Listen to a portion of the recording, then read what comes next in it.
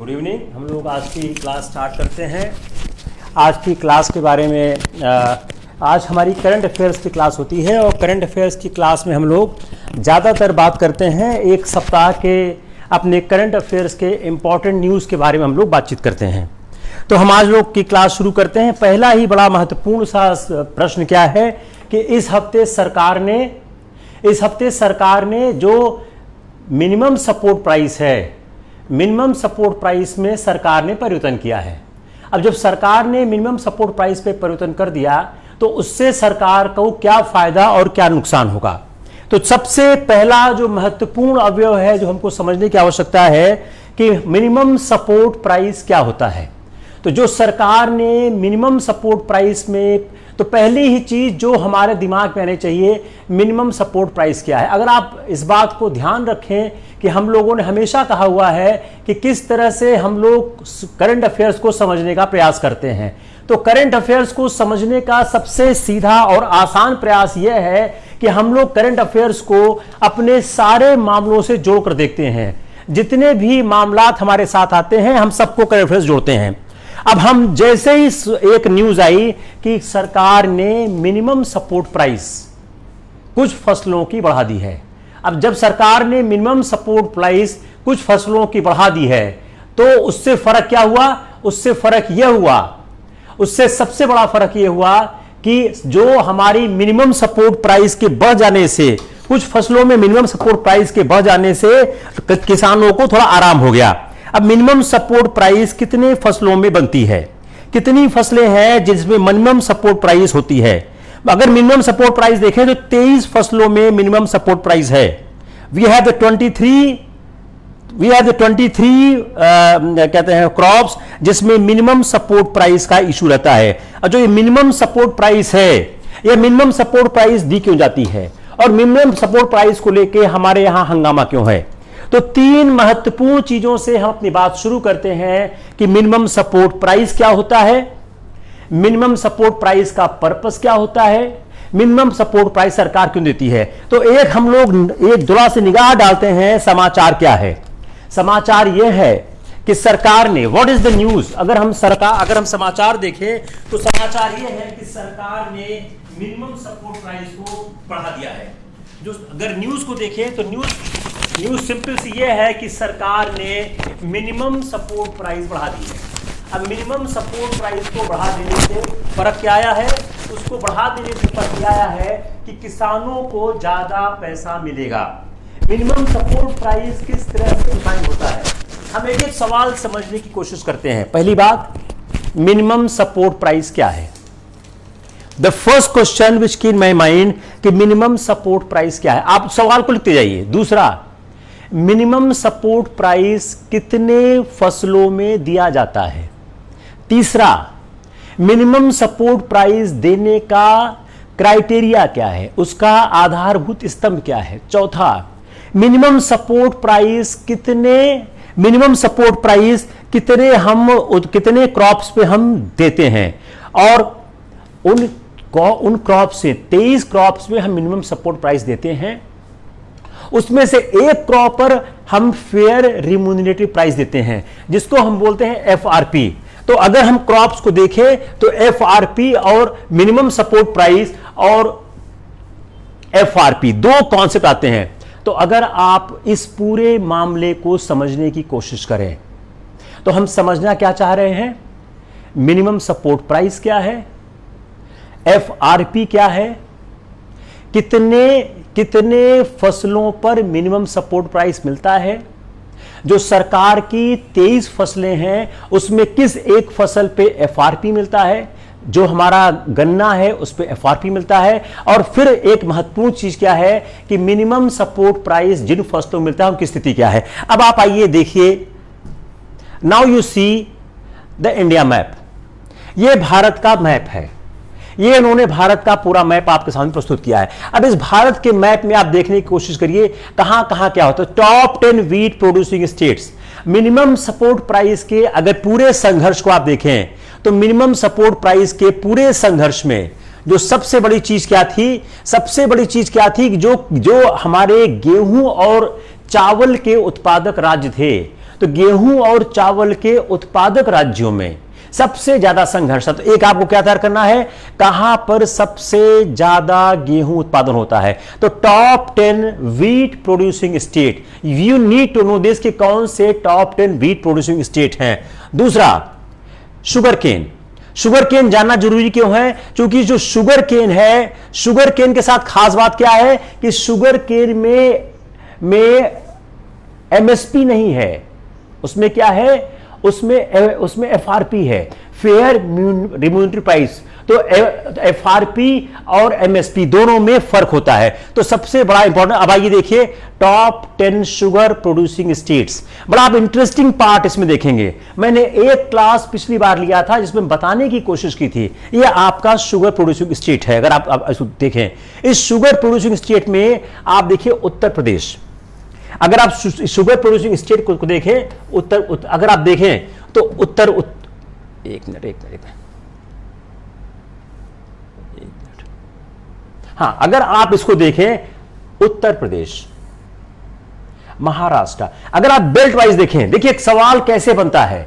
अगर आप सवालों को संरचना में देने की कोशिश करें तो एक आप देखिए साउथ पट्टी दिख रही है, महाराष्ट्र, कर्नाटका, तमिलनाडु। एक सवाल क्या बन गया, नॉर्थ में ज्यादा होता है या साउथ में ज्यादा होता है। बट जो साउथ के तीनों राज्य मिलके नॉर्थ को आउटबीट कर देते हैं। नॉर्थ को जो अगर शुगर केन प्रोड्यूसिंग स्टेट देखें तो जो ये महाराष्ट्र है, गुजरात है, कर्नाटका है, टॉप 10 शुगर प्रोड्यूसिंग स्टेट। तो आपका सवाल कैसे बन गया कि जो टॉप 10 शुगर प्रोड्यूसिंग स्टेट है, टॉप 10 जो शुगर प्रोड्यूसिंग स्टेट है, उसमें नंबर 1 कौन है, नंबर 2 कौन है, नंबर 3 कौन है, नंबर 4 कौन है। देखिए हमने शुरुआत कहां से की, हमारा क्लास स्टार्ट हुआ कि जो सरकार ने एक मिनिमम सपोर्ट प्राइस में इंक्रीज कर दिया, मिनिमम सपोर्ट प्राइस को सरकार ने बढ़ा दिया। अब उस मिनिमम सपोर्ट प्राइस को बढ़ाने पर हम एक कदम आगे क्या गए, मिनिमम सपोर्ट प्राइस कितने क्रॉप्स में मिलता है। एक कदम और आगे क्या गए कि मिनिमम सपोर्ट प्राइस में एक क्रॉप को एफआरपी मिलता है, एमएसपी नहीं मिलता है, उस क्रॉप का नाम क्या है। तो शुगर केन को क्या मिलता है, एफआरपी मिलता है, शुगर केन को एमएसपी नहीं मिलता है। हम एक कदम और आगे आ गए कि जो हमारा टॉप 10 शुगर प्रोड्यूसिंग स्टेट है वह कौन सा है। अगर आप देखें प्रोडक्शन में देखें तो उत्तर प्रदेश सबसे आगे दिख रहा है। यह है 2017-18 का।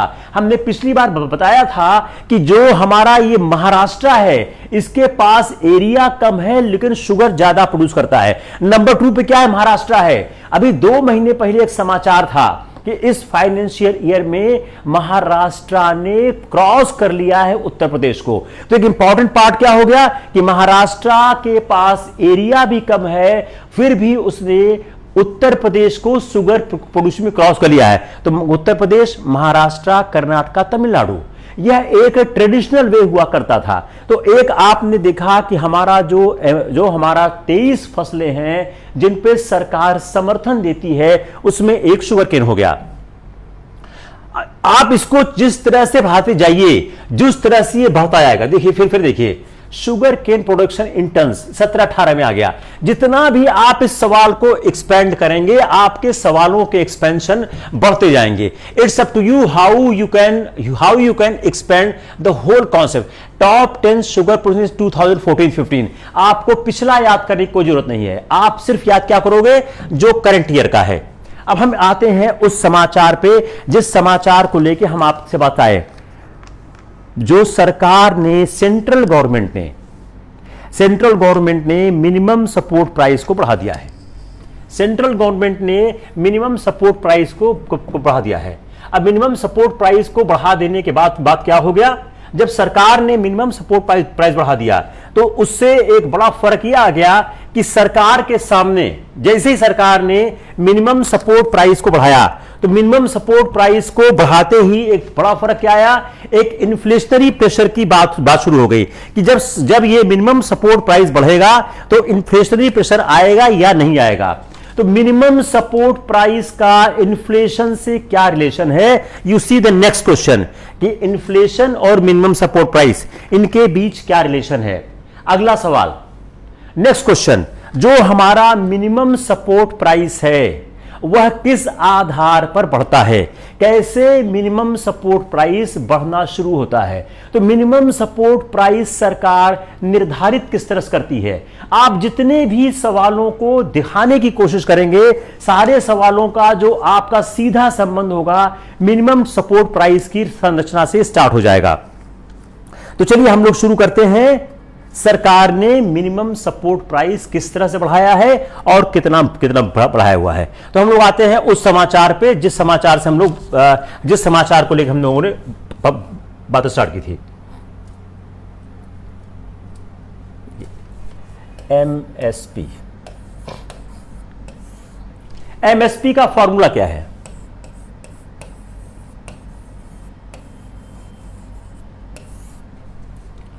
Cost price. अगर एमएसपी डिसाइड कैसे होता है, एक सवाल क्या हो गया, एमएसपी डिसाइड कैसे होता है, एमएसपी का रेट कैसे सरकार तय करती है। तो जो एमएसपी रेट होता है, जो MSP is the rate at which the government purchases crops from farmer. MSP क्या होता है? Rate at which government purchase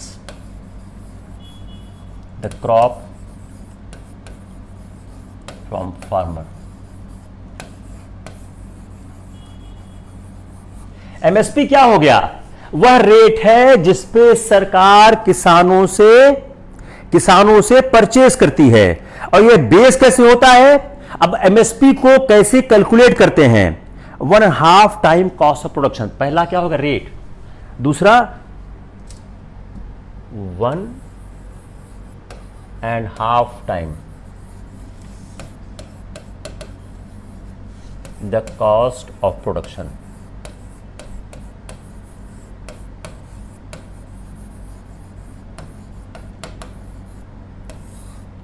दो कॉन्सेप्ट हो गए। पहला एमएसपी है क्या? What is a MSP and how MSP is calculated? How is calculated? The two concept here, if you not understand, tell me. पहला कॉन्सेप्ट है कि MSP होता क्या है। एमएसपी वह होता है जिस पर सरकार किसानों से खरीदती है। एमएसपी का कैलकुलेशन कैसे होता है? एमएसपी का कॉन्सेप्ट है कि जो एमएसपी सरकार कैलकुलेट करती है 1.5 times the cost of production. जो फार्मर्स, जो किसान की लागत, हिंदी में कर देते हैं मूल्य का 1.5 गुना।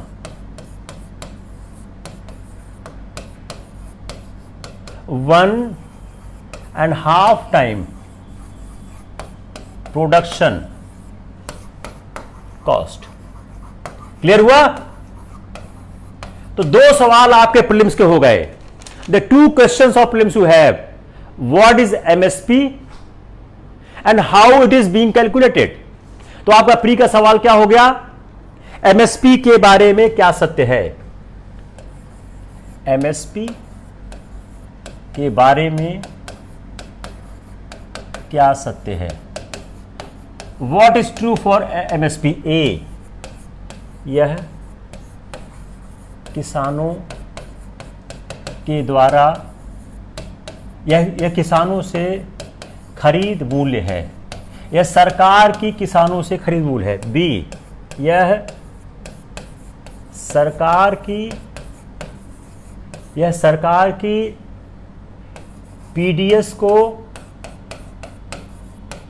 बेच मूल्य है, sale price to the PDS. तीसरा, एमएसपी किसानों के लागत का 1.5 गुना सरकार देती है। डी, यह किसानों को लागत का 2 गुना मूल्य है।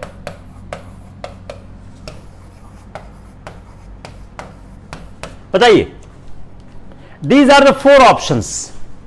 सवाल तो ऐसे आते हैं ना, how the questions are coming the prelims. MSP के बारे में क्या सत्य है? पहला, यह किसानों से खरीद मूल्य है, जो सरकार किसानों से खरीदती है वह इसका खरीद मूल्य है। बी, यह सरकार की पीडीएस को बेच मूल्य है, it is the sale price by the government to the PDS. C, MSP किसानों के लागत का 1.5 गुना सरकार को देती है। एमएसपी किसानों के लागत का, तो it is the 1/2 time cost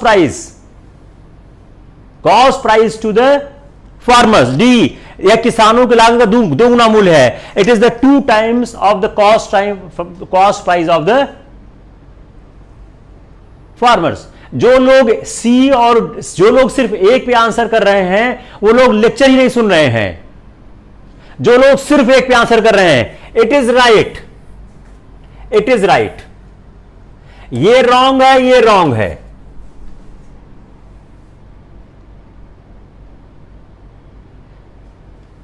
भाई सवाल तो ऐसे ही आते हैं ना प्री में, यस और नो। सवाल कैसे आते हैं प्री में?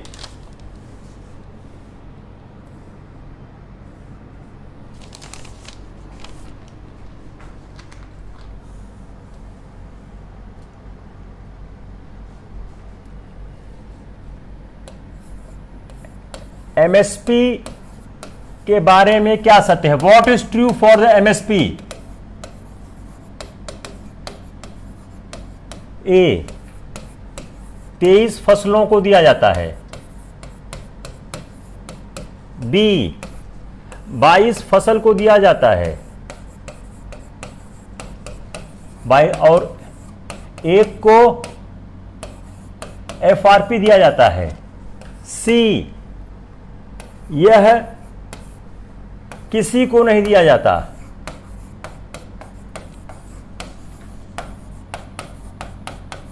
डी, यह सरकार द्वारा किसानों को एक समर्थन की प्रक्रिया है। बताइए एमएसपी के बारे में क्या सत्य है? What is true for MSP? देखिए, आपका ये करंट अफेयर से मैंने क्लास कन्वर्ट कर दिया है ज्योग्राफी में। If you see from the current affairs I convert your class into geography class. MSP के बारे में क्या सत्य है? यह 23 फसलों को दिया जाता है, 22 फसलों को एमएसपी और एक को एफआरपी देते हैं। यह किसी को नहीं दिया जाता है, यह सरकार द्वारा किसानों को एक समर्थन की प्रक्रिया है। Come fast, D and B, yes.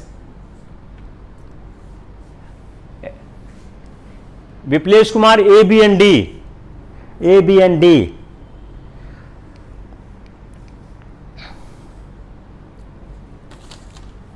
देखिए, ए और बी में एक दिक्कत है। ए में क्या है? अगर ए और बी में दिक्कत है, दिक्कत क्या है? ए बोलता है 23 फसल, लेकिन अगर आप उसको एनालाइज करिए तो जो सेंट्रल गवर्नमेंट जो मिनिमम सपोर्ट प्राइस देती है, जो कहते हैं किसानों को, वह मिनिमम सपोर्ट प्राइस किसको दिया जाता है? द मिनिमम सपोर्ट प्राइस किसको दिया जाता है? अगर आप उसको पढ़ें तो शुगर केन को एफआरपी दिया जाता है। शुगर केन को एफआरपी कौन देता है? Department of food and public distribution. FRP कौन देता है? Department of food and public distribution. Department of food and public distribution यह देता है एफआरपी किसको? शुगर केन को। तो जो शुगर केन है जिसको एफआरपी देता है, जो देता है department food and public distribution, और 20 जो क्रॉप्स हैं वह कवर होती है अंडर एमएसपी। और 22 क्रॉप्स हो गई एमएसपी में। अब यह अगर आपको फर्क नहीं पता है, सवाल गलत हो जाएगा। यह अगर आपको फर्क नहीं पता है तो सवाल गलत हो जाएगा। इसीलिए ए और बी आपको प्रॉब्लम कर रहा है। This is the reason why A and B is creating problem for you. Got it? Why the A and B is creating problem for you? Because of this fact. This fact is creating a problem between A and B. क्योंकि जो sugar cane है, sugar cane के साथ है FRP, जो department of food and public distribution देता है। तो इसलिए A सही नहीं होगा, B सही होगा और D सही होगा। Got it? Any confusion?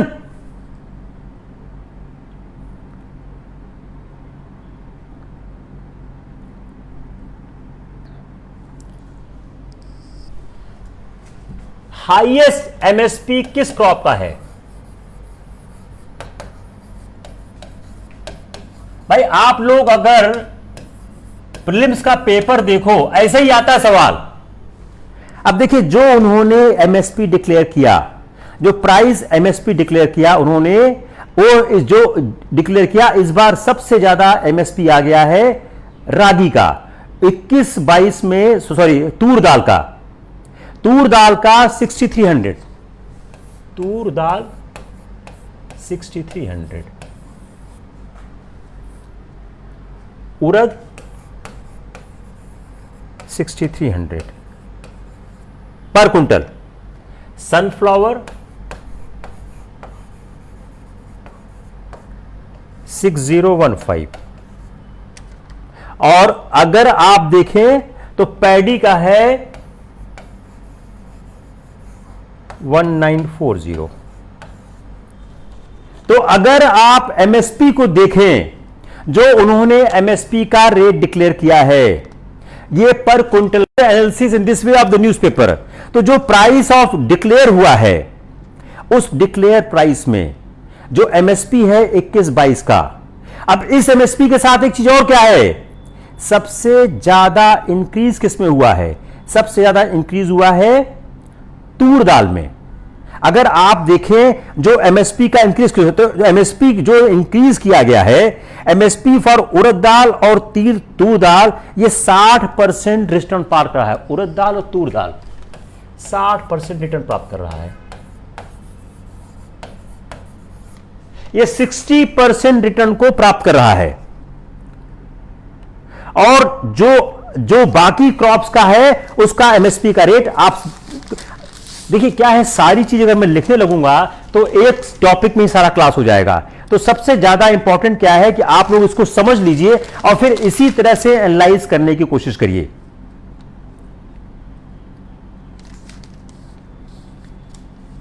और जो उन्होंने एक स्टेटमेंट दिया है, मंत्री जी ने कहा है कि हाईएस्ट बाजरा का है 85%, हाईएस्ट रिटर्न बाजरा का है 85%, नंबर 2 पे है तूर दाल 65%। इतना दो याद रखिए आप, बाजरा और तूर दाल। तो हाईएस्ट रिटर्न किसका है? बाजरा का 85%। नंबर 2 पे है, सॉरी ये उड़द है। नंबर 2 पे है वो है उड़द, और नंबर 3 पे है तूर। ये 3-4 से आपका काम हो जाना चाहिए। अब हम अगले पॉइंट पे आते हैं कि जो ये एमएसपी है, इस एमएसपी का जो कॉन्सेप्ट दिया गया है, इस कॉन्सेप्ट का और प्रभाव क्या पड़ सकता है। देखिए, जो एमएसपी डिक्लेयर किया गया है इस फाइनेंशियल ईयर के लिए, इसके साथ क्या किया गया है कि ये किया क्यों गया है, जो प्राइसेस हैं, डीजल प्राइसेस बढ़ गई हैं। अब डीजल की प्राइसेस बढ़ने के कारण किसानों का लागत मूल्य बढ़ गया है, और डीजल प्राइसेस बढ़ने के कारण क्यों बढ़ गया है? उनकी सिंचाई का मूल्य बढ़ गया है। उनकी सिंचाई का मूल्य जो है वो बढ़ गया है, उसके कारण सरकार को यह बढ़ाना पड़ा है। लेकिन अगर आप एक चीज और देखें कि हमारा जो गोदाम है उसमें कितना खा गया है, 100 मिलियन टन आ चुका है। अब हम आते हैं मेंस की तरफ। प्रीलिम्स तो हो गया, 100 मिलियन टन आ चुका है। ये क्या हो गया, स्टोरेज एंड प्रोक्योरमेंट की प्रॉब्लम है। स्टोरेज एंड प्रोक्योरमेंट की प्रॉब्लम है। जैसे ही आपका ये स्टोरेज बढ़ा, दिक्कत क्या हो गई, आप में स्टोरेज और प्रोक्योरमेंट की प्रॉब्लम हो गई। अब गवर्नमेंट की जो एजेंसी है, इन्होंने प्रोक्योर किया था 97 मिलियन टन 2 सीरियल का 2021 में। 2021 में आप ये फिगर नोट करिए, मैं आपको बताऊंगा सब काम किस आएगा। 7 मिलियन टन किया था फॉर 2 मेजर क्रॉप्स, पैडी और राइस का। 2021 में 97 मिलियन टन उन्होंने उसको किया था। इसको डिस्ट्रीब्यूट कैसे किया था, इसका डिस्ट्रीब्यूशन हुआ था प्रधानमंत्री गरीब योजना, प्रधानमंत्री गरीब योजना, दूसरा हुआ था national food security act, national food security act.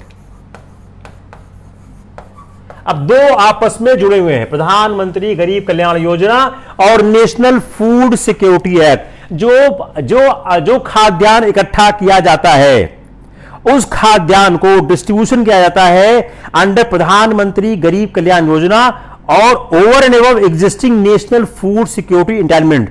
तो इसके कारण क्या हो रहा है कि पैडी और राइस का ये डिस्ट्रीब्यूशन करते हो। तो एक सवाल क्या हो गया कि जो हम क्रॉप इकट्ठा करते हैं वह किस योजना के तहत डिस्ट्रीब्यूट होता है, तो प्रधानमंत्री गरीब कल्याण योजना के तहत इनका वह डिस्ट्रीब्यूशन होता है। गवर्नमेंट, अब जो हमारा इकोलॉजी है और इकोनॉमिक्स, अब हम इसको ऐड करते हैं इकोलॉजी से, इकोलॉजी एग्रो इकोनॉमिक्स से, एग्रो इकोनॉमिक्स से। चलिए इसको हम एक और डायमेंशन देते हैं, इकोलॉजी और एग्रो इकोनॉमिक्स में इसमें क्या डायमेंशन आता है। अगर हम इसको इकोलॉजी और एग्रो इकोनॉमिक्स देखें तो गवर्नमेंट को क्या करना चाहिए, government should promote crop and animal agriculture, crop and animal agriculture, crop and animal agriculture. Crop और एनिमल एग्रीकल्चर को गवर्नमेंट प्रमोट करे।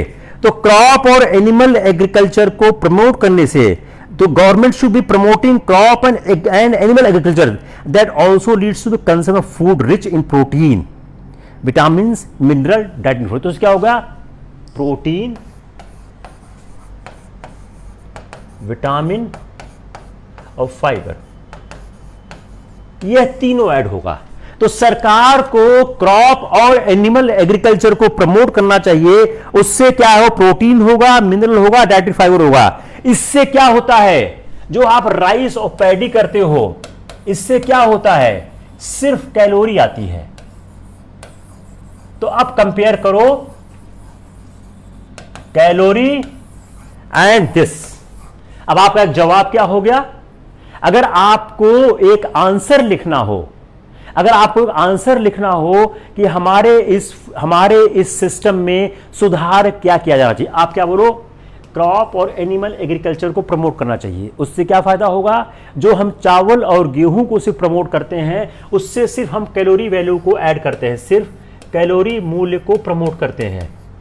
लेकिन हमारे यहां जो भारत ने भूख पर विजय प्राप्त कर ली है, भूख पर विजय हमने प्राप्त कर ली है। Hunger is no more problem is the nutrition. अब आपके ऐसे में सवाल आ गया कि भारत की चुनौती क्या है।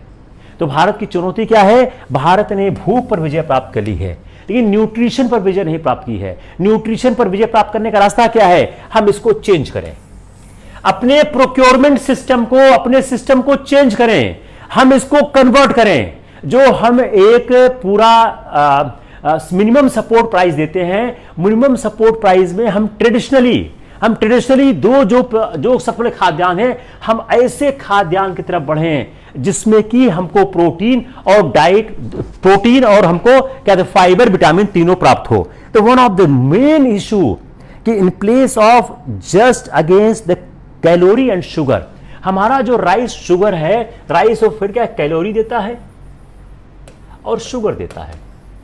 अब कैलोरी और शुगर में प्रोटीन नहीं होता है, विटामिन नहीं होता है, फाइबर कम होता है।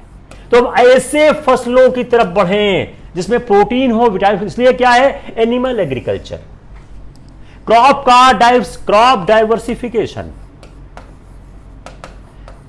Diversification.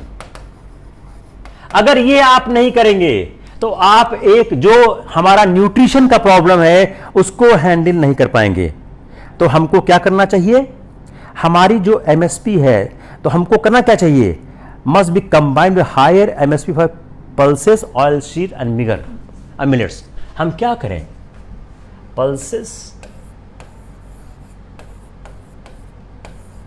Oil seed and millets. तो आप क्या सलाह दे रहे हैं, आप सलाह ये दे रहे हैं हमको एमएसपी का सिस्टम में जो फसलें हैं उन पर एक ध्यान देना चाहिए, हमको कंबाइन क्या चाहिए, आपको हायर एमएसपी, इनको हम हायर एमएसपी दें, हायर एमएसपी। अगर आप डिफरेंट फसलों को साथ लेके चलते हैं तो एक फायदा और क्या होता है, आपका क्रॉप डाइवर्सिफिकेशन भी होता है। देखिए जितना आप एनालाइज करना चाहें सब हो जाएगा। देखिए एक छोटी सी न्यूज थी कि सरकार ने एमएसपी का प्राइस बढ़ाया है, उस न्यूज को मैंने पूरा चेंज कर दिया है, आपके एग्रीकल्चर से, आपके ज्योग्राफी से, आपके इकोनॉमिक्स से। तो जो आपका क्या है, क्रॉप डाइवर्सिफिकेशन, तो हायर एमएसपी किसको दो, पल्सेस को, ऑयल सीड को, मिलेट्स को। अगर आप देखें तो हम लोग क्या करते हैं, हम लोग एडिबल ऑयल का इंपोर्ट करते हैं, इसमें हमारी बड़ी विदेशी मुद्रा जाती है। हमने एक पिछले बार लेक्चर लिया था कि इंपोर्ट क्यों करते हैं, हमारी खपत में और उत्पादन में गैप है, हमारी खपत में और उत्पादन में अंतर है। इस अंतर को दूर कैसे करते हैं, आयात से करते हैं। अगर हम ध्यान देंगे ऑयल सीड्स पे, इस आयात पर हम कंट्रोल कर सकते हैं। अंदर एक इशू कि कैसे हम विदेशी मुद्रा को बचा सकते हैं। तो हमारा जो एमएसपी है वह एमएसपी इस तरह हो कि पल्सेस, ऑयल सीड, तो एमएसपी जो तूर दाल और उड़द का है 300 रुपया पर क्विंटल है कमिंग सीजन के लिए, वाइल इवन मोर 445 रुपया क्विंटल है सीसमन के लिए। सीसमन का क्या है, 445 रुपया क्विंटल, 452 रुपया क्विंटल। तो सबसे ज्यादा एमएसपी इनको दिया गया है 452 सीसमन। लेकिन absence of assured procurement, absence of assured procurement means farmer have no incentive to cultivate. Absence of procurement, आपको प्रोक्योरमेंट का गारंटी देना होगा। अगर ये एब्सेंस होगा तो इंसेंटिव नहीं मिलेगा उनको। They have not incentivise to start producing this crop more and more. तो इसलिए करना क्या चाहिए, जो अंडर पैडी और वीट के साथ हैं उनकी जगह हम न्यूट्रिशनली क्रॉप्स को प्रिफर करें।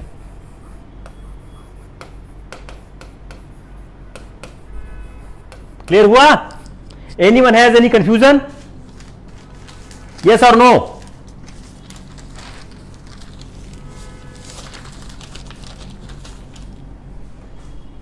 Yes, any problem? Jaya Shukla, Viprendra Kumar, Akhilesh Verma, Abhishek, any problem? I should take one more part of this your MSP.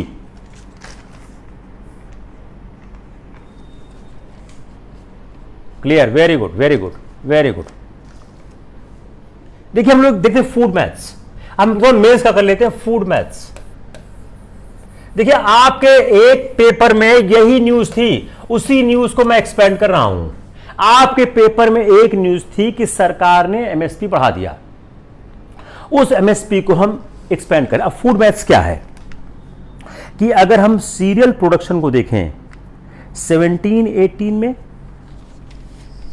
17-18 18-19 19-20 20-21 70 80 90 more than 100 million ton. तो आपका जो फूड का जो मैथ्स क्या कहता है कि जो सीरियल प्रोडक्शन है 17-18 में आपका था 70 मिलियन, 18-19 में 80 मिलियन, 19-20 में 90 मिलियन, और इस साल ये 100 मिलियन क्रॉस कर रहा है, मोर देन 100 मिलियन। ये फिगर आप लिख लें। अब इस फिगर से मैं कहना क्या चाह रहा हूं, हमारी फूड मैथ्स क्या बोल रही है कि हमारा जो प्रोक्योरमेंट है और डिस्ट्रीब्यूशन है, हमारा प्रोक्योरमेंट और डिस्ट्रीब्यूशन का match, procurement and distribution match, procurement and distribution match. अब प्रोक्योरमेंट का और डिस्ट्रीब्यूशन का मैच किस तरह से किया जाए, मतलब क्या हुआ कि यह आपने प्रोक्योर तो कर लिया, इसको आप डिस्ट्रीब्यूट कैसे करेंगे, आपकी रिक्वायरमेंट कितनी है। तो जो हमारा नेशनल, जो हमारा एनएफएसए है, जो इंबैलेंस क्यों हो रहा है, प्रोक्योरमेंट और डिस्ट्रीब्यूशन के बीच एक इशू है। जो हमारा पीडीएस है, हम पीडीएस से कितना बांटते हैं, हम जितना पीडीएस से बांटते हैं उससे ज्यादा हम प्रोक्योर कर रहे हैं। हमारी जितनी रिक्वायरमेंट है पब्लिक डिस्ट्रीब्यूशन सिस्टम से, उससे ज्यादा हम प्रोक्योर कर रहे हैं। मतलब क्या हुआ, जितनी हमको जरूरत है उससे ज्यादा सामान हम खरीद रहे हैं। तो जब हम पीक, ये क्या है, 100 मिलियन एक पीक हो गया, 100 मिलियन एक पीक आ चुका है कि अब हम करेंगे क्या। हमने इतना तो फूड इकट्ठा कर लिया, लेकिन इस फूड को करेंगे क्या। अब दिक्कत क्या है कि एक्सपोर्ट हमारा हो नहीं पाता है। तो इतनी subsidy, due to subsidy,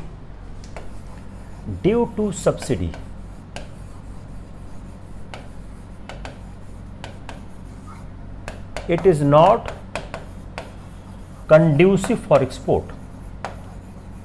It is not conducive for export. Conducive for export क्यों नहीं है? It is not conducive for export. Why? जो सरकार का जो खरीद मूल्य है वह उसका लागत मूल्य थोड़ी है। तो जब आप बाहर बेचेंगे तो आप लॉस में बेचेंगे। तो चूंकि यह एक्सपोर्ट के लिए कंड्यूसिव नहीं है। अब जब एक्सपोर्ट के लिए कंड्यूसिव नहीं है तो हम करेंगे क्या। तो इसको कराने का एक रास्ता क्या हो सकता है कि हम इसको राज्यों को, जो हमारे पास एक स्कीम है कि हम जो स्कीम डिस्ट्रीब्यूशन देते हैं उसमें हम राज्यों को सुविधा दे दें कि वह जिस तरह से चाहे राज्यों को सुविधा दे दें कि जो सेंट्रली स्पॉन्सर्ड स्कीम है पीडीएस की, राज्यों को छूट दे दी जाए कि जो एक्स्ट्रा अनाज है वो आप इस्तेमाल कर सकें। अब आप इसको इस्तेमाल कैसे करेंगे? आप इस्तेमाल इस तरह करेंगे कि हमारा जो फूड मैथ्स है वह गैप देता है। किसमें देता है?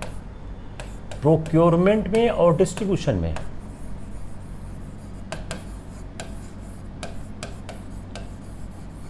सेकंड, जितना हमारी रिक्वायरमेंट है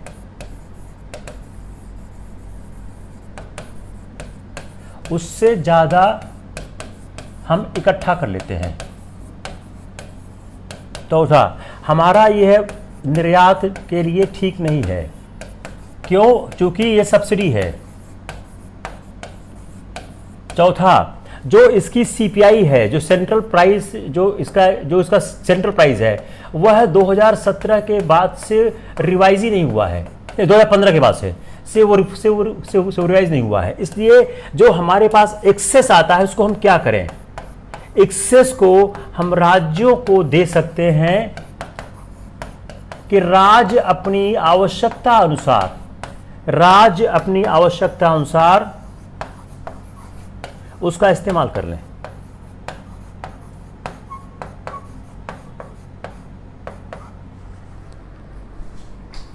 it's fine. Anyone has any confusion? Yes और नो? बोलो.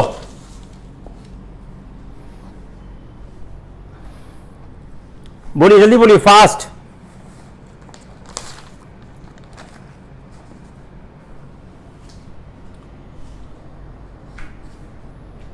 क्लियर हुआ?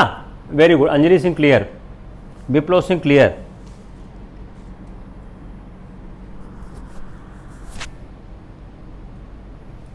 चलिए एक इशू लेते हैं, अफगानिस्तान.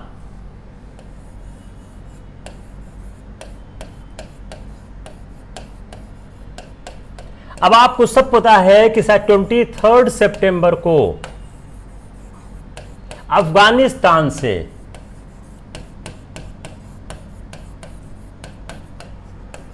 अमेरिकी फौजें जा रही हैं.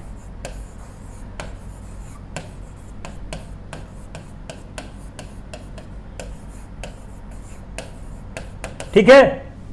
It is one of the news, you all know, कि अमेरिकी फौजें अफगानिस्तान से जा रही हैं. अब अमेरिकी फौजें आगे अफगानिस्तान से क्यों जा रही हैं, या रीजन क्या है? और देखिए 3-4 सवाल आप समझने की कोशिश करिए. आपका जो सवाल आएगा, इट इज एक,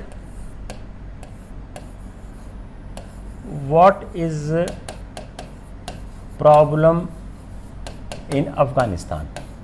आपको जो इंटरनेशनल सवाल आएगा Afghanistan. Second, why American forces going, American फौजें क्यों जा रही हैं. तीसरा, रोल ऑफ पाकिस्तान. चौथा, role of Russia and China. पांचवा, रोल ऑफ इंडिया. छठवां, what next. What next after US troops withdrawal. यह सवाल है, इसके बाहर कोई सवाल नहीं आएगा. This is the question. अगर कोई सवाल इंटरनेशनल रिलेशन का आता है तो यह सवाल इन्हीं सवालों में से आएगा. इन्हीं सवालों में से आने की पूरी गुंजाइश है. तो पहली बात क्या है कि जो देखिए अफगानिस्तान के साथ खास बात क्या है, लिख लिया आप लोगों ने? लिख लिया? नहीं लिख लिया? Just write down. अफगानिस्तान के साथ खास बात क्या है? 2 सुपर पावर फेल हुई हैं. 2 सुपर पावर फेल्ड. रशिया, तब उसको हम बोलते थे USSR, USSR and USA. 2 super power has been failed in the 2 super power has been failed in Afghanistan. What does it mean? Afghan problem, पहली बात, अफगान प्रॉब्लम, अफगान की समस्या can't be solved by military power. तो पहली चीज आपके दिमाग पे आ गई कि 2 सुपर पावर अफगानिस्तान में फेल हो गई हैं. 1989 में यूएसआर ने विड्रॉ किया है, 1989 में यूएसआर ने विड्रॉ किया है और 2021 में अमेरिका ने. तो 2 great powers have been failed in the Afghanistan. The failure of these 2 great powers has been conclusion this problem can't be solved by the military power. Therefore, the India's viewpoint that it should be solved by the inside people is getting momentum day by day. Come on the next point. जो अफगानिस्तान का पूरा issue है, अगर हम उस issue को देखने की कोशिश करें कि अफगानिस्तान का पूरा इशू किस तरह से जन्म लेता है और कैसे वह आगे बढ़ता है, तो जो अफगानिस्तान है, जो यूएस, वो अफगानिस्तान के अंदर जो यूनाइटेड स्टेट ने अपने ट्रूप्स को विड्रॉ करने की बात की है और जो उसके नाटो एलाइज थे, जो यूएस की ट्रूप्स विड्रॉ कर रही है.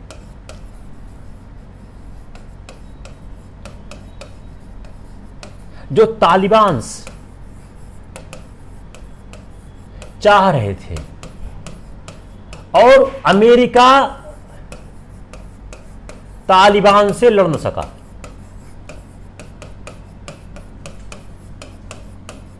अमेरिका तालिबान से लड़ न सका तो यह सरेंडर हो गया, क्योंकि यह तालिबान के शर्तों पे मोरालेस हुआ है।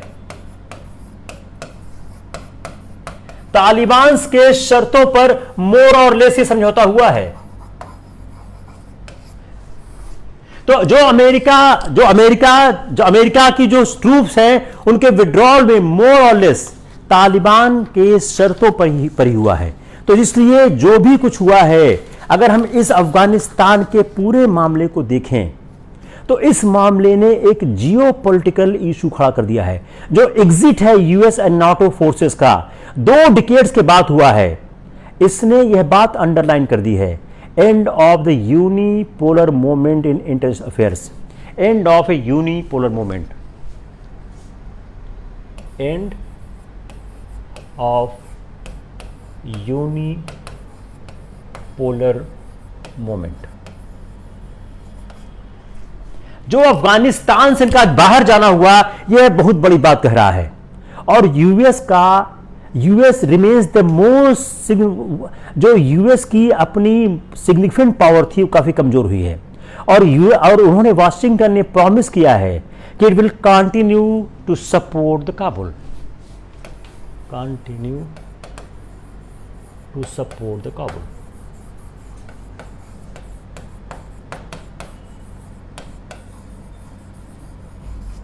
यह काबुल को लगातार सपोर्ट करते रहेंगे।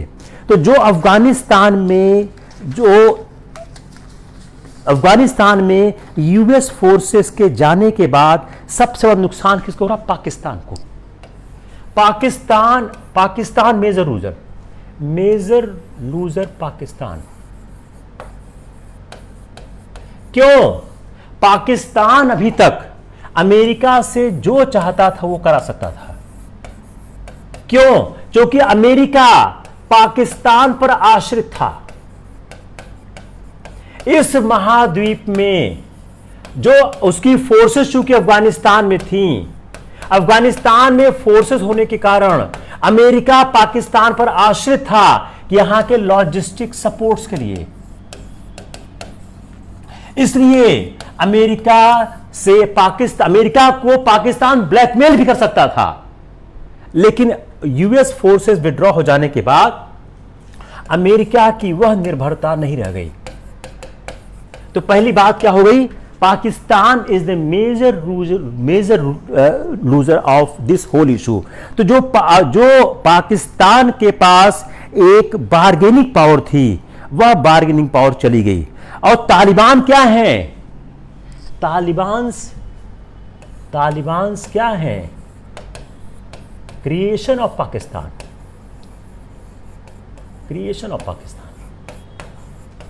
यह पाकिस्तान के क्रिएशन है। तालिबान पाकिस्तान के क्रिएशन है। भारत की चाहत क्या है कि जो वर्तमान सरकार है, यह वर्तमान सरकार सत्ता में किसी न किसी रूप में रहे, सत्ता में किसी न किसी रूप में रहे।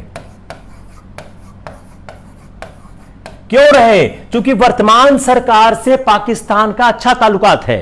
अगर तालिबान सत्ता में आ जाते हैं तो भारत के लिए उचित नहीं होगा, क्योंकि तालिबान जो है उनका पाकिस्तान से रिलेशन है। यूएस विड्रॉल का मतलब क्या हुआ कि Pakistan will need to shoulder the entire burden of the chaos that experts predict. जो एक्सपर्ट प्रिडिक्ट कर रहे हैं कि पाकिस्तान को सारी समस्याओं को देखना पड़ सकता है, क्योंकि यूएस चाहेगा कि पाकिस्तान यहां की समस्याओं को सॉल्व करने की कोशिश करे, यहां की समस्याओं को देखने की कोशिश करे। और जो इकोनॉमी है, एक ऐसे समय में जब पाकिस्तान की इकोनॉमी की हालत खराब है, पाकिस्तान को IMF से लोन कड़ी शर्तों में मिल रहा है, और तालिबान क्या है? वह अपनी इंडिपेंडेंस पाकिस्तान से दिखाना चाह रहे हैं। इस मामले में पाकिस्तान के लिए दिक्कत है। भारत के साथ क्या है? भारत नर्वस हो रहा है। भारत के साथ क्या है? भारत के लिए ठीक नहीं है। भारत का कोई खास रोल अभी तक दिख नहीं रहा है, भारत की कोई खास भूमिका नहीं दिख रही है। भारत को अपने निवेश की चिंता है, भारत का जो निवेश है अफगानिस्तान में, भारत को उसकी चिंता है। और अगर वहां तालिबान कब्जा करते हैं तो भारत चूंकि इस प्रेजेंट सरकार के साथ बहुत अच्छी संबंध है, तो भारत के लिए तालिबान से संबंध बनाना एक समस्या की बात हो सकती है। तो इंडिया के साथ समस्या क्या है कि इंडिया चाहती है कि जो भी वहां पर बात बने वह बात ऐसी बने कि उस बात में वो एक शब्द का इस्तेमाल करती है, इंडिया एक शब्द का इस्तेमाल करती है, Afghan old, Afghan controlled. Afghan old, Afghan owned and Afghan controlled. Bharat चाहता है कि ऐसा कोई समझौता हो जो अफगान ओन्ड हो और अफगान कंट्रोल्ड हो, कोई बाहरी आदमी उसमें भाग न करे। और इंडिया ने $3 बिलियन इन्वेस्ट किया हुआ है, $3 बिलियन। इंडिया को इस इन्वेस्टमेंट की भी चिंता है कि वो $3 बिलियन इन्वेस्ट किया हुआ है वह किस तरह से सिक्योर हो सके। और पाकिस्तान नहीं चाहता है इंडिया कोई रोल पे करे। पाकिस्तान क्या चाहता है? पाकिस्तान नहीं चाहता भारत कोई भूमिका का निर्वाह करे, भारत किसी भूमिका का निर्वाह करे, किसी भूमिका का निर्वाह करे। लेकिन भारत चाहता है कि उसकी भूमिका बनी रहे, क्योंकि अफगानिस्तान से संबंध ठीक रखना और अफगानिस्तान के बारे में भाग लेने से भारत को फायदा होगा। इंडिया को इस बात का एप्रीहेंशन है कि लश्कर तैयबा जो एक टेररिज्म ऑर्गेनाइजेशन है वह समस्या खड़ी कर सकता है। यह भारत के लिए 3-4 समस्या है। अब रूस और चाइना को देखते हैं। China would have much to lose from instability to Afghanistan. अब देखिए चाइना को दिक्कत क्या है, अब चाइना को दिक्कत क्या है? इंस्टेबिलिटी इन अफगानिस्तान। चाइना को क्या दिक्कत है?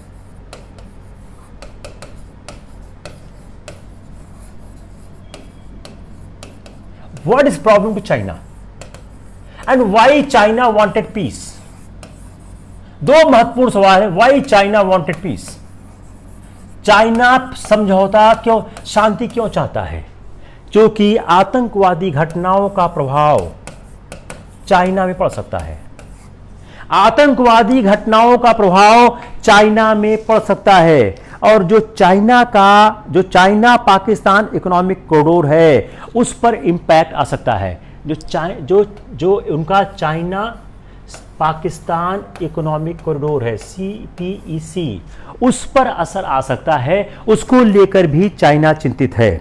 और अगर कोई वहां दिक्कत हुई तो जो उनका सटा हुआ जो जिनजियांग है, जिनजियांग उनका ऑटोनॉमस एरिया है, वहां दिक्कत आ सकती है। तो एक सवाल क्या हो गया, एक इशू क्या हो गया? चाइना क्यों चाहता है कि अफगानिस्तान में शांति बनी रहे? अब अगर यूएस एग्जिट होता है तो क्या होगा? रशिया के लिए फुल सर्किल हो गया, क्योंकि रशिया हार गया, यूएस हार गया। और अभी हाल के वर्षों में Russia has taken on the role of peace maker Afghanistan.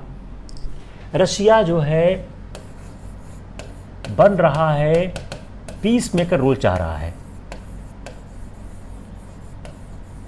Afghanistan में रशिया एक पीस मेकर रोल चाह रहा है। अब रशिया अफगानिस्तान में पीस मेकर रोल क्यों चाह रहा है? उसका कारण क्या है कि जो रशिया, यूएस, चाइना, पाकिस्तान, ये सब के सब ये चाहते हैं कि वहां पर तालिबान कंट्रोल रहें। तालिबान किसी कंट्रोल में आते नहीं हैं। और उन्होंने ये कहा है कि वह किसी बात का सपोर्ट नहीं करते हैं, establishment of an Islamic rule. और रशिया का जो ग्रोइंग लिंक्स है जो पाकिस्तान में will translate into post US में रशिया का और पाकिस्तान का जो संबंध होगा वह एक नई बात कह सकता है। तो एज ए कंट्री पाकिस्तान और अफगानिस्तान बॉर्डर को शेयर करते हैं, और तालिबान का अगर रिजीम आएगा तो वहां समस्याओं का जन्म होगा ही होगा। और जो सिक्योरिटी जो इम्प्लीकेशंस है, इंडिया चाहता है कि पाकिस्तान के अफगानिस्तान में एक फ्रेंडली स्टेट रहे, एक फ्रेंडली स्टेट पाकिस्तान में रहे, अफगानिस्तान में एक फ्रेंडली स्टेट रहे। फ्रेंडली स्टेट होने से क्या होगा कि भारत को अपनी अंदर की जो एक सीमा की समस्याएं हैं, सीमा की समस्याओं में भारत को आराम प्राप्त होगी, भारत को थोड़ी सी सुविधा होगी। और भारत की जो एक पॉलिसी है, पीस की पॉलिसी है, उस पीस की पॉलिसी से भारत हमेशा चाहता है कि पीस बना रहे। अफगानिस्तान एक सेंटर ऑफ ग्रेट गेम रहा है मिडिल इंडिया में, वही ग्रेट गेम रहा बाद में, वही गेम आज भी बन के तैयार हो चुका है। I think it's enough for your Indo Afghan and it's enough for the day. If you have any problem you can ask it, otherwise I will close the session of the day। देखिए यह possible नहीं है कि हम एक एक newspaper की news को एनालाइज करने की कोशिश करें, वो आसान नहीं है, लेकिन हम आपको जरूर बता सकते हैं कौन कौन सी न्यूज़ इंपॉर्टेंट है। एक उन्होंने एग्रीकल्चरल सेक्टर की उन्होंने एक न्यूज़ है, note down few of the news जो आपके लिए जरूरी है। एक एग्रीकल्चरल सेक्टर की न्यूज़ है कि agricultural sector did quite well, एक अच्छा समाचार है, आप इसको एनालाइज करिएगा। Agricultural sector has done well. इस आपदा के समय में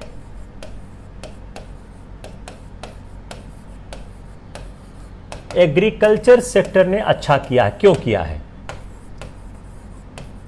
इसको आप पढ़िएगा, एक ये न्यूज़ है। इसी के साथ दूसरी बात, जो हमारा रूरल सेक्टर है,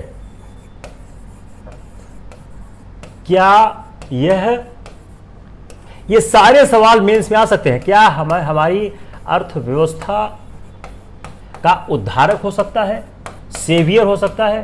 can rural sector will be a saviour of our economy? और why agriculture sector done well? Why agriculture sector done well?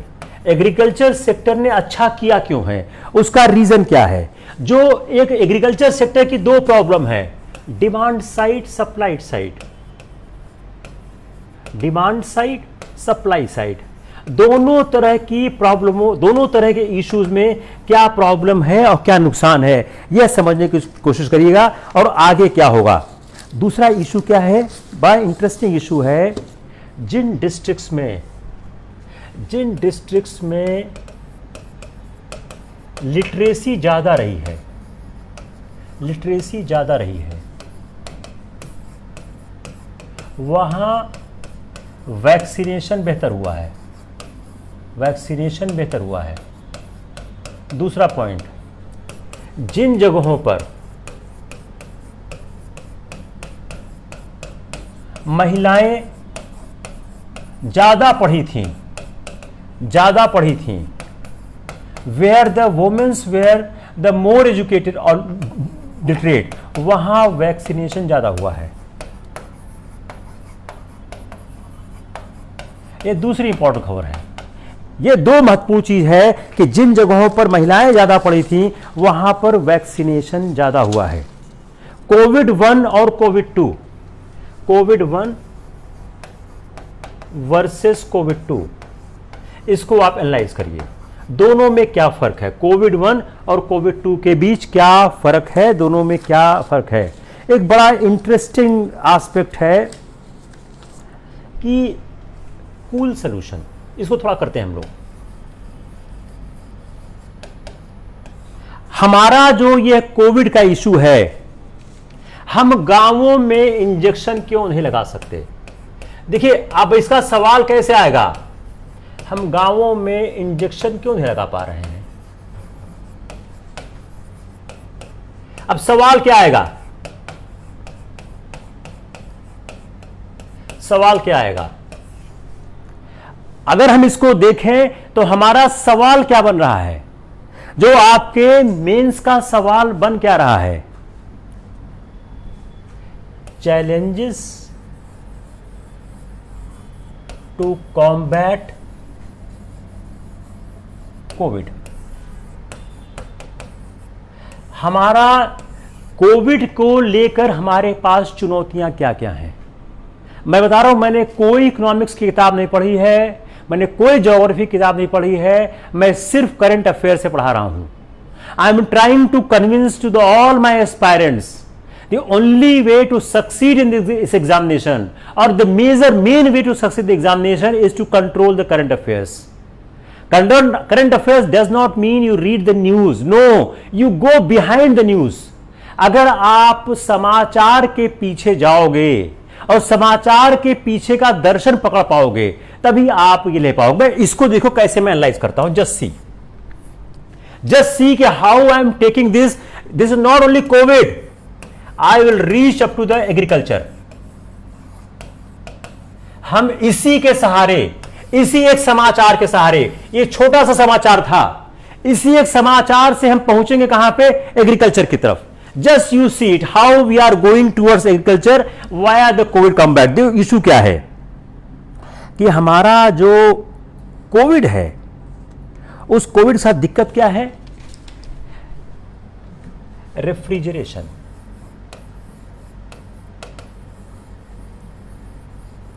जो फाइजर की वैक्सीन है उसको -70 डिग्री सेंटीग्रेड में रखना पड़ता है, सारी वैक्सीन को रखना पड़ता है। तो सारी वैक्सीन को, जो कोविड की वैक्सीन है वह निगेटिव टेम्परेचर में रखी जाती हैं।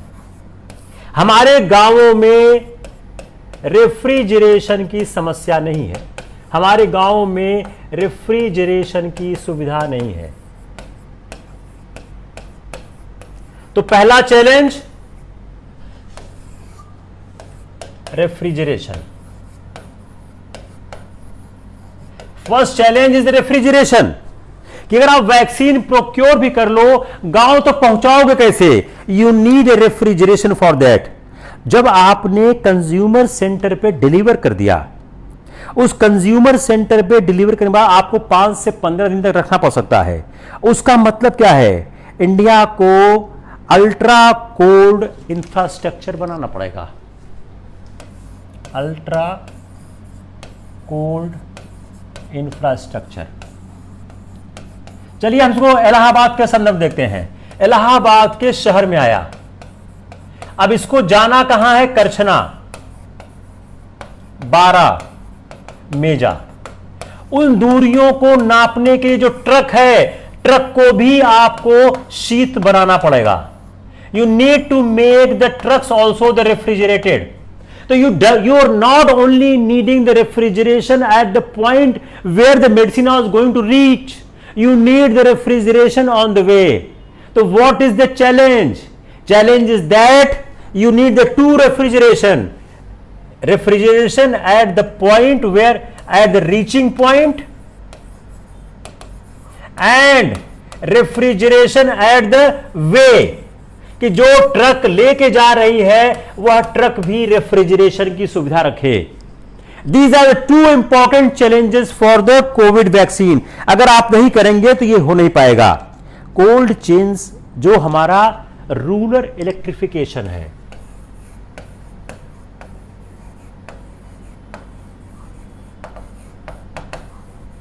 क्या है, यहां पावर का डिस्टरबेंस होता है। तो अगर आपने कोल्ड चेन बना दी और पावर न दिया तो क्या हो गया, बेकार हो गया। तो पावर को आप इंश्योर करें, 24/7 पावर को आप इंश्योर करें। Second challenges you have to address कि आप पावर को इंश्योर करें। कोल्ड चेन सिर्फ क्या कोविड के लिए है? Come on the next point is cold chain means आपका रास्ता में भी कोल्ड हो और एंड पॉइंट हो। Cold chain only for COVID? Answer no. Then it is for agriculture, it is for agriculture, horticulture. देखिए कहां से कहां हम लोग पहुंच रहे हैं। It is for agriculture and horticulture. अगर आपको एग्रीकल्चर हॉर्टिकल्चर में पैसा कमाना है तो आपको कोल्ड चेन बनाना होगा। जो कॉन्सेप्ट ऑफ सीजनल फ्रूट का है, concept of seasonal fruits, concept of seasonal fruit, वो बहुत से देशों में समाप्त हो चुका है, वह बहुत से देशों में समाप्त हो चुका है। कॉन्सेप्ट ऑफ सीजनल फूड बहुत से देशों में समाप्त हो चुका है। क्यों? इस कोल्ड चेन के मदद से। कैसे हो चुका है कि जो फ्रूट्स हैं वह कहीं न कहीं मिलते रहते हैं। और मॉडर्न कोल्ड चेन क्या है? वह कोल्ड स्टोरेज नहीं रूरल एरियाज में, transport hub. Not only cold storage but you need cold transport hub, you need cold transport hub। आपको जरूरत इसकी है, आपको सिर्फ कोल्ड स्टोरेज नहीं चाहिए, वो तो चाहिए, आपको ट्रांसपोर्ट हब भी चाहिए ताकि डेस्टिनेशन और रास्ता दोनों कंट्रोल करे। चीनी जो चिली है उसने ओवरटेक किया अर्जेंटीना और ब्राजील को। चिली, अब इसको भी जैसे आप एग्जाम्पल लिखते हैं आपका आंसर अच्छा होता है। Chile overtook Argentina, Argentina and Brazil. Chile overtook Argentina and Brazil. Chile ने अर्जेंटीना और ब्राजील को पार कर लिया। कैसे पार कर लिया? जो Chile over to Brazil to become the richest country in per capita terms, वह रिचेस्ट कंट्री बनी है in per capita terms in the South Africa. कैसे? By focusing on horticulture, by focusing on horticulture. Horticulture पे focus किया, इसका export किया। Chilli ने overtook किया अर्जेंटीना और ब्राजील को, और यह पर कैपिटा में साउथ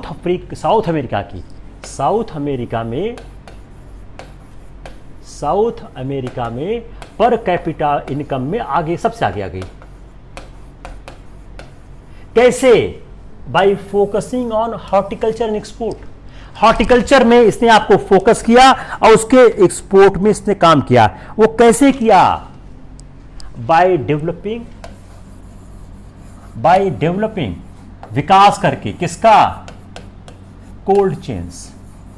भारत को क्या करना चाहिए? भारत को भी यही करना चाहिए। कोल्ड चेन्स को डेवलप करके, विकास करके चिली ने हॉर्टिकल्चर को बढ़ावा दिया और एक्सपोर्ट करके अर्जेंटीना और ब्राजील को क्रॉस किया और साउथ अफ्रीका के पर कैपिटा इनकम का सबसे बड़ा देश बन गया। तो कोल्ड स्टोरेज जो हमारे सरकार बनाती थी, स्पेशली जो स्टोरिंग ओनियन एंड पोटैटोस करते थे, लेकिन रूरल इलेक्ट्रिसिटी जो अनसर्टेन है, रूरल इलेक्ट्रिसिटी हमारे यहां अनसर्टेन रही है, तो रूरल इलेक्ट्रिसिटी पे हमारे यहां काम बिल्कुल नहीं किया गया है। तो रूरल इलेक्ट्रिसिटी पे अगर काम नहीं करेंगे तो उसका कोई फायदा नहीं हो पाएगा। इंटरनेशनल कोल्ड चेन्स आ रही हैं, और यह देखिए, अगर आपने इस बात को किया तो यह आसानी से नहीं होगा, आसानी से नहीं होगा। लार्ज फर्म्स आवे, गवर्नमेंट आवे एंड बिग प्राइवेट सेक्टर्स आवे, इनके आए बगैर ये काम नहीं होगा। छोटे मोटे लोगों के बस का काम नहीं है। तो उसके लिए आवश्यकता है कि हम लार्ज फर्म्स को लावें, स्टेट गवर्नमेंट को लावें और कॉर्पोरेट को लावें। और उसके लिए हम, जैसे एग्जाम्पल क्या है, जो हमारे नासिक में ग्रेप्स है, हमारे इंडिया में एग्जाम्पल भी है नासिक का ग्रेप्स, नासिक ग्रेप्स, इसको हमने इस मदद से आगे बढ़ाया है। तो नासिक का ग्रेप्स जो है वह हमने इस मदद से आगे बढ़ाया है। और नासिक के ग्रेप्स में जो कंपनियों ने काम किया, वह दूसरा जो हमारा उत्तर प्रदेश है, जो एक कंपनी है मासेर्क, MASERK, मासेर्क, इस कंपनी ने इस कंपनी ने हमारा स्टार्ट किया है shipping chillies from UP to UAE. Chillies UP से यूनाइटेड अरब अमीरात, वहां पर इन्होंने इसका एक्सपोर्ट करना आरंभ किया है। बनाना एक्सपोर्ट किया। दूसरा बनाना, केला, हमने बनाना एक्सपोर्ट करना शुरू किया है और वो तेलंगाना से कर रहे हैं और इसके इन्वेस्टमेंट से हमारा हुआ। तो हमने कहां स्टार्ट किया? हमने स्टार्ट किया कोविड से। We have started from the COVID and reached where? We have reached from COVID to export. अब देखिए इसका इस्तेमाल कहां करोगे? भारत कृषि पदार्थों का निर्यात कैसे बढ़ाए?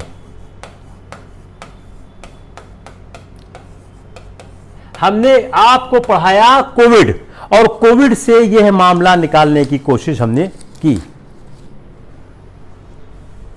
वाई आप लोग पढ़िएगा, अगर नहीं होगा तो नेक्स्ट लेक्चर करेंगे।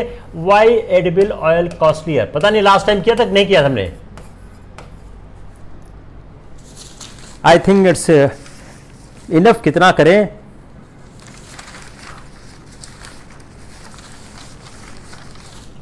Yes, I think it's enough for the day.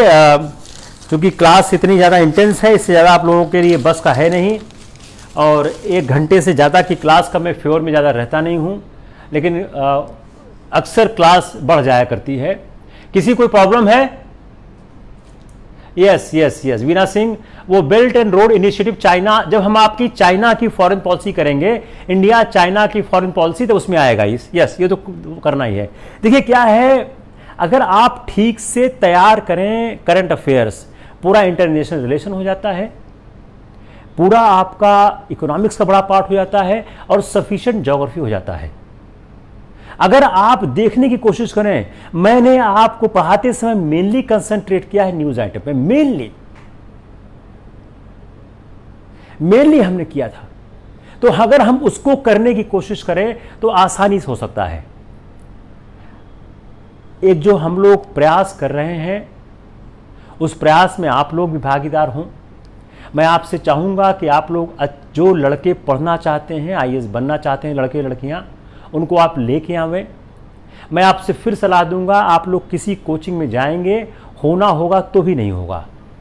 मेरा किसी कोचिंग से कोई लेना देना नहीं है, लेकिन मैं ये जरूर बताना चाहूँगा कि जितनी कोचिंग्स इलाहाबाद में चलती हैं, वो सब जिस मॉडल पे पढ़ाती हैं, उस मॉडल से कोई सिलेक्शन नहीं हो सकता है।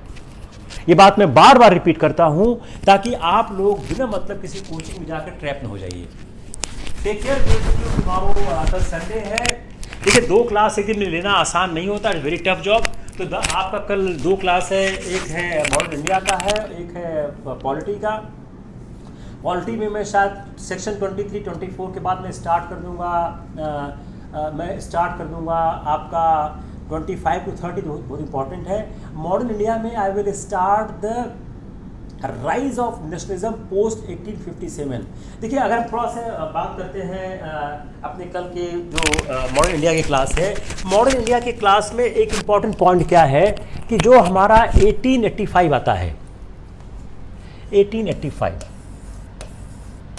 जिसमें कांग्रेस का जन्म होता है, तो 1857 टू 1885 इसके मध्य राष्ट्रवाद कैसे पनपा, इसको समझने की बहुत जरूरत है कि 1857 से 1885 के मध्य राष्ट्रवाद कैसे पनपा, और फिर यह राष्ट्रवाद जो 1885 से पनपा वो कैसे 1905 के बंगाल विभाजन तक गया।